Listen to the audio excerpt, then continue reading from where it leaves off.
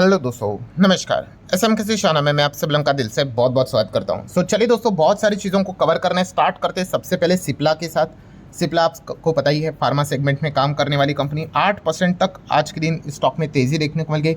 Reason बहुत ही simple है, company ने अपने क्वार्टर के नंबर्स यहाँ पे सामने रखे एंड वहाँ पर हम कह सकते हैं दोस्तों, कंपनी ने डबल डिजिट ग्रोथ यहाँ पे डिलीवर की है।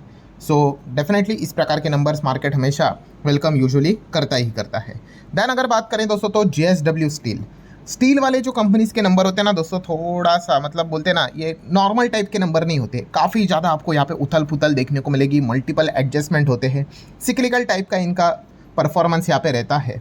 ठीक है। JSW स्टील की बात कर ले तो कैसा रहा कंपनी का टॉप लाइन रेवेन्यू में 14% की जंप देखने को मिल गया। वहीं पे कंसोलिडेटेड प्रॉफिट 131% ईयरली, मतलब ईयर ऑन ईयर बेसिस बढ़कर 3475 करोड़ तक जाते हुए देखने को यहाँ पे मिला है। बट ये स्टील सेक्टर में एकदम आम बात है, एकदम प्रॉफिट डबल ट्रिपल हो जाता है, एकदम माइनस में ही आ जाता है। टाटा स्टील्स के तो नंबर आपने देखे ही होंगे।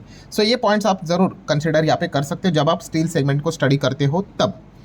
देन हम बात करें दोस्तों, तो HAL को लेकर दो अपडेट से। पहला अपडेट तो हम देख सकते हैं, कंपनी के नंबर रेवेन्यू में केवल 2% का ही जंप है। वहीं पे नेट प्रॉफिट की अगर बात कर ले, ईयरली 6% जंप हमें देखने को मिली है, 4196 करोड़।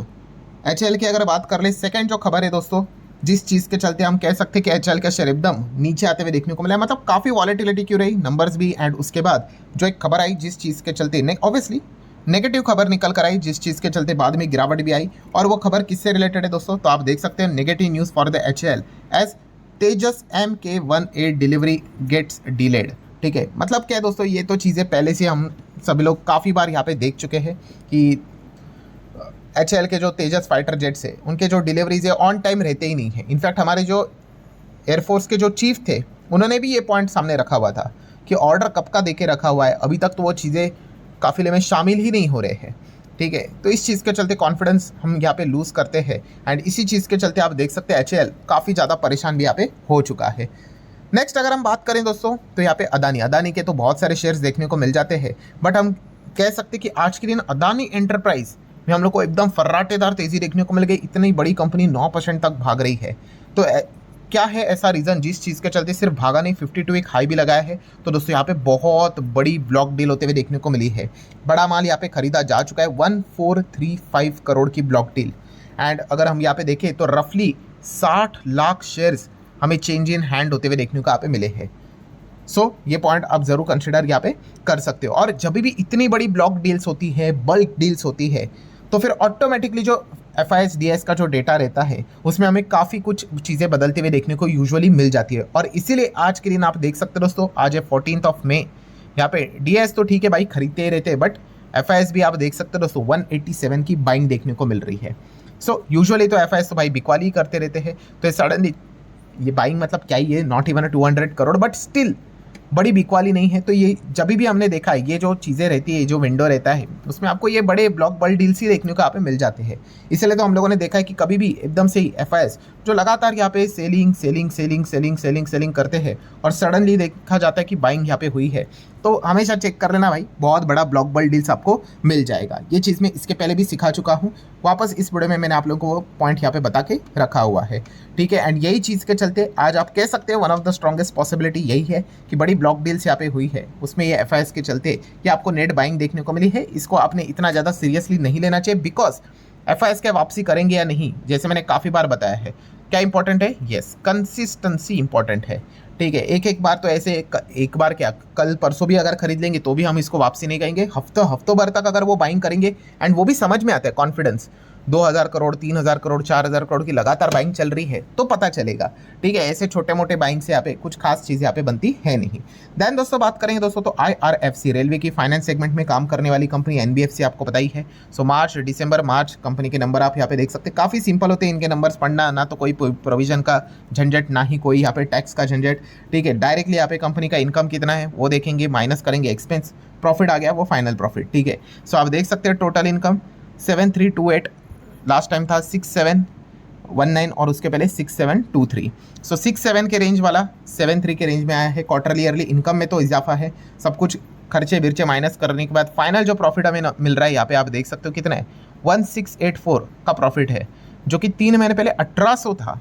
सो क्वार्टरली डाउन है, ईयरली 1681 था, सो 1684 हो गया, मतलब फ्लैटिश थोड़ा सा अप है ईयरली, बट क्वार्टरली गिरावट नज़र यहाँ पे आ रही है। वही चीज़ आपको ईपीएस में भी नज़र आएगी, 1.29 का ईपीएस, 1.38, मतलब आप देख सकते हैं यहाँ पे क्वार्टरली गिरावट, but yearly 1.29 becomes 1.29, same flattish. So IRFC की अगर हम नंबर्स की यहाँ पे बात कर ले तो एकदम ओके फ्लैटिश परफॉर्मेंस ईयरली देखने को मिला है, और क्वार्टरली तो गिरावट ही हमें देखने को मिली है। देन अगर हम बात करें दोस्तों तो फॉर्म में रहने वाली कंपनी एमटार टेक्नोलॉजीज, यस एमटार टेक ने तो रिसेंटली नंबर्स भी दिखाए थे, बढ़िया नंबर्स थे, बट आज के दिन की अगर बात कर ले तो एमटार टेक में तो एकदम ही जोरदार तेजी देखने को मिली। यहाँ पे तो 10% यहाँ पे लिखा हुआ है, एक्चुअली 12% के ऊपर गया है। बहुत सारी जगह पे ये भी बताया गया है कि कंपनी ने अपने FY27 के गाइडेंस यहाँ पे रेज किए हैं, ठीक है, मतलब भविष्य में और अच्छा परफॉर्मेंस दिखाएगा, ये मैनेजमेंट ने ये बात सामने यहाँ पे रखी हुई है। तो ये तो एक वन ऑफ द रीज़न है, बट उससे भी बढ़िया रीज़न अगर कोई है दोस्तों तो वो मैं आपको बताना चाहूँगा, एंड ये कोई सोर्सेज के जरिए वाली खबर नहीं है, ऑफिशियल खबर है। यस दोस्तों, एमटार टेक्नोलॉजीज की अगर बात कर ले, इनको मिला है 2278 करोड़ का बड़ा ऑर्डर। यस दोस्तों, सिक्योर यहाँ पे उन्होंने किया है, कोई एक ग्लोबल एंटिटी है, ठीक है, विदेश की कोई कंपनी है, उन्होंने इतना बड़ा ऑर्डर इनको यहाँ पे दिया है। एंड सर आपको कैसे पता चलता है कि खबर ऑफिशियली है कि अनऑफिशियली है?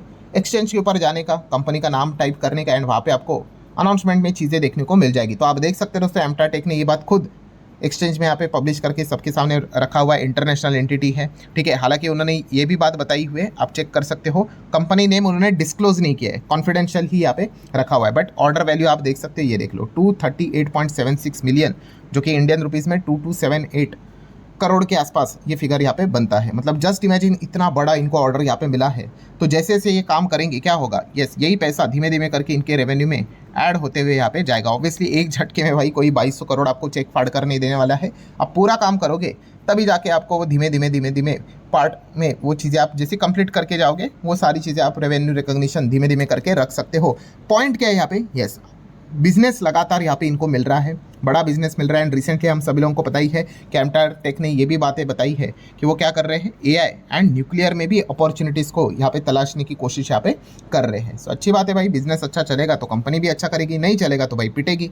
ज़ाइगल की अगर हम यहाँ पे बात करें दोस्तों तो ज़ाइगल प्रीपेड 20% का लोअर सर्किट लग गया, और रीज़न क्या है दोस्तों, तो कंपनी के नंबर्स। यस मार्जिन्स की अगर बात कर ले तो वो डिक्लाइन हमें देखने को यहाँ पे मिला है, ठीक है। एंड हम कह सकते हैं कि कुछ इन्वेस्टर को ये नंबर अच्छे नहीं लगे होंगे, इसलिए तो उन्होंने इतना बड़ा माल बेचा कि सीधा लोअर सर्किट ही हिट होते हुए देखने को यहाँ पे मिला है। देन दोस्तों आ जाते हैं यहाँ पे TMPV, Tata Motor Passenger Vehicle. So Tata Motor का जो रेवेन्यू है 7% तक यहाँ पे बढ़ा है। वहीं पे टाटा मोटर की अगर हम बात कर ले, जो उनका नेट प्रॉफिट है वो 32% से नीचे आते हुए देखने को यहाँ पे मिला है, 5783 करोड़, ठीक है। इसके पहले तो कंपनी घाटे में ही थी, वो तो एक प्रॉफिट हमें देखने को यहाँ पे मिल चुका है, बट स्टिल अभी भी टाटा मोटर को कम बैक करने के लिए काफ़ी समय लगेगा, ये तो हम सभी लोगों को यहाँ पे पता ही है। हाँ, कंपनी ने यहाँ पे हम कह सकते हैं 3 रुपये का डिविडेंड भी यहाँ पे डिक्लेयर यहाँ पे कर लिया है, ठीक है। डिविडेंड के ऊपर थोड़ी ना हमारा ध्यान रहता है, अच्छा बिजनेस यहाँ पे चलना चाहिए तो फिर जाके वो जो कैपिटल गेन है वो हमारा हमेशा टॉप नॉच प्रायोरिटी रहता है। देन दोस्तों मार्केट की अगर बात कर ले, मार्केट अच्छा यहाँ पे कर रहा है।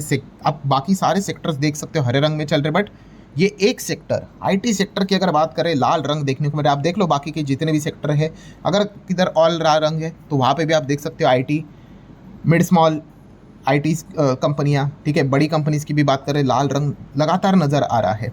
सो मतलब क्या प्रॉब्लम क्या है, काफ़ी लोग यहाँ पे कमेंट सेक्शन में पूछ रहे हैं। तो दोस्तों एक ही प्रॉब्लम है, लगातार बढ़ता हुआ AI। Yes artificial intelligence day by day हमें बड़ा होते हुए देखने को यहाँ पे मिल रहा है, ठीक है। अब वो बड़ी हुई चीज़ जो है वो टिकेगी या नहीं टिकेगी, या फिर बबल फटेगा, ये तो भाई बात की बात है। बट अगर हम यहाँ पे बात कर ले तो हमारे इंडियन IT कंपनीज AI को लेकर कुछ भी मतलब खास इनोवेटिव करते हुए देखने को नहीं मिल रहे। मैं अगेन कह रहा हूँ दोस्तों, AI को यूज़ करना और AI एक्चुअल में बनाना, इसमें अंतर होता है। AI का यूज़ तो भाई मैं अपने वीडियोस बनाते वक्त भी करता हूँ, इसका अर्थ ये नहीं कि भाई मेरी कंपनी या फिर मेरा जो चैनल है वो AI वाला हो गया, ये डिफरेंस को आप समझो, ठीक है। सो यही मतलब प्रॉब्लम यहाँ पे हो चुका है इंडियन IT कंपनीज़ के लिए। और इसके पहले भी जैसे मैंने आपको बताया कि OpenAI की बात कर ले, एंथ्रोपिक की बात कर ले, अब तो ये हमारे इंडियन IT कंपनी जो प्लान लेकर चल रही थी कि AI को लेकर सपोर्ट सर्विस की भी तो रिक्वायरमेंट पड़ेगी, ये तो खुद अब ऐसा AI मॉडल डेवलप कर रहे हैं, कंपनीज डेवलप कर रहे हैं, जो हमारे इंडियन IT कंपनीज जो काम सोच रही थी वो ये करना स्टार्ट करेंगे। एंड AI है, AI का सबसे बड़ा एडवांटेज तो आपको पता ही है क्या है, 24/7 कोई छुट्टी नहीं, ठीक है, कोई यहाँ पे मतलब बहानेबाजी नहीं, 24/7 यहाँ पे काम यहाँ पे करेंगे। ठीक है, हमारे इधर जैसे बोला जाता है कि 70 घंटा काम करो करके, ये कोई ऐसा मतलब पॉइंट है ही नहीं, रोज़ 24 घंटे काम यहाँ पे चलते रहेगा, मशीन है। ठीक है, सो हमारा जो मॉडल रहता था आईटी कंपनीज़ का कि ज़्यादा लोगों को लगवाते थे एंड उस हिसाब से पैसे चार्ज यहाँ पे करते थे, सब कुछ यहाँ पे ख़त्म। अब तो आउटपुट बेसिस के हिसाब से रेवेन्यू चार्ज होते हुए देखने को मिलने वाला, और जितना जल्दी करेंगे उतना और ज़्यादा। सो इसी चीज़ के चलते आईटी कंपनियां पीछे यहाँ पे रही है। काफ़ी लोग पूछते भी है सर क्या तो फिर आईटी कंपनियां ख़त्म हुई? देखो, अगर वो एआई को लेकर सीरियसली अगर कोई चीज़ करेंगे तो फिर जाके वो कमबैक यहाँ पे हो सकता है। ऐसा नहीं होता है कि आप बस तुक्केबाजी कर लो येस और नो करके। ठीक है, अगर कहीं जेन्युइनली कोई कंपनी अगर बहुत बड़ा इन्वेस्टमेंट अगर करने का विचार करेगी, R&D करने का विचार करेगी, जो कि ऑलरेडी काफ़ी लेट हो चुका है, बट स्टिल तो जाके हम कह सकते हैं कि कमबैक के चांसेस यहाँ पे बनते हैं। वरना अगर आप साइड वे में काम करने के लिए जाओगे भाई, तो एआई तो वो काम खुद ही कर लेगा, तो फिर आपको क्यों कोई पे करेगा? तो एक बहुत बड़ी एक दिक्कत यहाँ पे क्रिएट हुई है।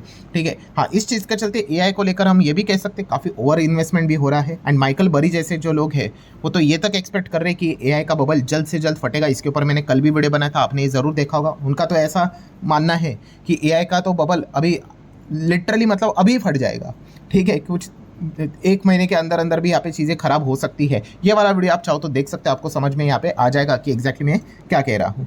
देन दोस्तों बात करेंगे, आखिरी कंपनी है वो है कैंस टेक्नोलॉजी। यस, कंपनी आज के दिन जोरदार गिरते हुए देखने को मिले, लोअर सर्किट ही लग गया, मतलब उससे भी ज़्यादा यहाँ पे गिरा है, सर्किट की यहाँ पे बात नहीं है। सो कंपनी के नंबर स्ट्रेट को अच्छे यहाँ पे नहीं लगे हैं, डिसअपॉइंट करते हुए देखने को मिले। और इस चीज़ के चलते जो बाकी के जो यहाँ पे जो रेटिंग देने वाले होते हैं, जेपी मॉर्गन की बात करें, उन्होंने डाउनग्रेड यहाँ पे कर दिया।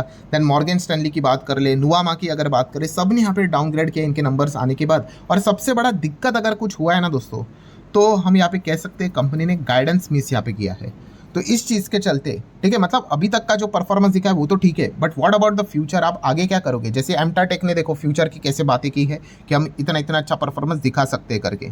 ठीक है, तो वो गाइडेंस यहाँ पे मिस होते हुए देखने को मिला है। और उसी चीज़ के चलते सभी लोग यहाँ पे हम कह सकते हैं JP Morgan, Nuvama, Morgan Stanley, बहुत सारे ने यहाँ पे डिसअपॉइंटमेंट यहाँ पे जताई है। टारगेट्स भी यहाँ पे कट यहाँ पे कर दिए हैं, डाउनग्रेड भी यहाँ पे कर दिया है। और इसी चीज़ के चलते स्टॉक भी हमें लोअर सर्किट नहीं, अगेन कह रहा हूँ, उसके बियॉन्ड भी ये जाती कंपनी, बट इतना ज़्यादा नीचे एक ही दिन में आते हुए देखने को मिला है।